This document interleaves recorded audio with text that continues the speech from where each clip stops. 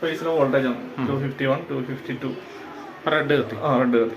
പിന്നെ yellow ഫേസിലെ voltage ആണ് നമുക്ക് കാണിക്കുന്നത് 213. ഹോൾഡ് ചെയ്യട്ടെ, ഞാൻ പറയാവേ. 213 വോൾട്ട്. അടുത്ത ബ്ലൂ ഫേസിലെ വോൾട്ടേജ് ആയിരിക്കും തന്നെ 3 വോൾട്ടേജ് നമുക്ക് വന്നു. ഇവിടെ വന്നിരിക്കുന്നത് നമ്മുടെ ഇൻപുട്ട് ഫേസുകളാണ്. RYB ഉണ്ട്, അതേപോലെ തന്നെ T1, T2, T3. ഇത് ഔട്ട്പുട്ടാണ്. RYB തന്നെ ഔട്ട്പുട്ടാണ്. പക്ഷെ ഒരു ഫേസ് കട്ട് ചെയ്ത് ഇത് പോയി. റെഡ് ഫേസ് ലോസ് ആണ്. യെല്ലോ തന്നെ യെല്ലോ അടുത്ത ഫേസിലേക്ക് സ്പ്ലിറ്റ് ചെയ്ത് അങ്ങോട്ട് പോയിട്ടുണ്ട്. ഇനി ആ റെഡ് കുത്തിക്ക്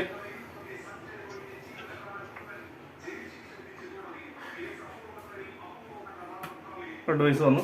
ആ സെക്കൻഡിൽ തന്നെ അത് ഷിഫ്റ്റ് ചെയ്ത് റെഡ് ഫേസിലേക്ക് പോയി. യെല്ലോ ഊരിക്കും. ഓക്കെ, എല്ലാ ഫേസ് പോയി കഴിഞ്ഞപ്പോൾ ബ്ലൂവിൽ നിന്ന് തന്നെ ഷിഫ്റ്റ് ആക്കണം. നമുക്ക് സപ്ലൈ പോയിട്ടുള്ള അറിഞ്ഞിട്ടില്ല. ആ ഒരു മൈക്രോ സെക്കൻഡ് സമയം എടുക്കുള്ളൂ. അത് കുത്തിക്ക് blue face ഊരിക്കും.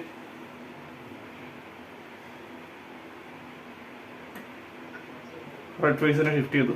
Blue face missing ആണ്. റെഡ് ഫേസ് ഷിഫ്റ്റ് ചെയ്ത് പോയി. ഹലോ, കുത്തിക്കും. അപ്പൊ അതുകൂടി വന്നു കഴിയുമ്പോൾ ഓട്ടോമാറ്റിക് ബ്ലൂ ഫേസിലേക്ക് ഷിഫ്റ്റ് ആവും. കണ്ടോ, ആ സെക്കൻഡുകൾക്കുള്ളിൽ തന്നെ ഷിഫ്റ്റ് അകത്തേക്ക് വരുമ്പോൾ ഇതിന്റെ അകത്ത് ഇതിന്റെ ബൈപ്പാസ് വെച്ചാണ് നിലവിൽ മേളിലേക്ക് ഇടങ്ങണം.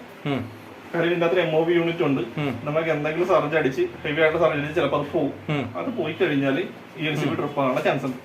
ട്രിപ്പ് ആയി കഴിഞ്ഞാൽ നമുക്ക് ഓൺ ആയില്ല, ഓട്ടോമാറ്റിക് ഓൺ ആയില്ലെങ്കിൽ ഇതിനെ നമുക്ക് താഴത്തേക്ക് ഷിഫ്റ്റ് ചെയ്യാം. ഷിഫ്റ്റ് ചെയ്താൽ ഇത് ബൈപ്പാസ് ആണ്.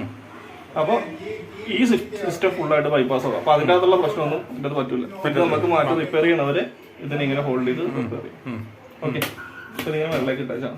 ഓക്കെ, ഇനി വെളിയിലത്തെ കേസ് വെളിയിൽ സ്പീഡി ഒന്ന് ഇങ്ങോട്ട് കാണിക്കോ, കണ്ടാലും സാറിന് മനസ്സിലാവും. ഇതിന്റെ അത് ഈ ഓറഞ്ച് കളർ ഉണ്ടോ, അതിന്റെ നടുക്കായിട്ട് നമുക്കൊരു ഗ്രീൻ കളർ മാർക്കിംഗ് ഉണ്ട്. SPD ഫെയിലൂർ ആയി കഴിഞ്ഞാൽ ഈ ഗ്രീൻ മാറി റെഡിലേക്ക് വരും. റെഡിലേക്ക് വരുമ്പോൾ നമ്മൾ വിളിക്കാം. ഈ കാറ്ററിജ് ആയിട്ട് നമുക്ക് മാറാൻ കിട്ടും. ഓരോ കാറ്ററിജ് ആയിട്ട് നമുക്ക് മാറാൻ പറ്റും. ഇപ്പൊ ലൈനിൽ എഫക്ട് ചെയ്യുകയാണെന്നുണ്ടെങ്കിലാണ് ഇതിന്റെ അകത്ത് വരിക.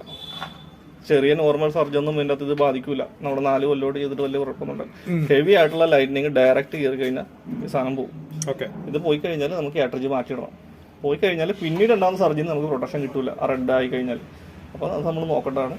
റെഡ് മാറ്റി ഗ്രീൻ ആക്കി ഇത് നമ്മളെ പോയോന്ന് എപ്പോഴും ഇടക്ക് നോക്കണം. അതിന്റെ പിന്നെ അതിന്റെ സൈഡ് വെച്ചിരിക്കുന്ന പ്രൊട്ടക്ഷൻ MCB ആണ്. സർക്യൂട്ടുകൾക്ക് എന്തെങ്കിലും ഫാൾട്ട് പറ്റി കഴിഞ്ഞാൽ നമുക്ക് ഓഫർ വർക്ക് ചെയ്യുമ്പോഴൊക്കെ ഓഫ് ചെയ്യാനായിട്ട് വെച്ചിരിക്കും.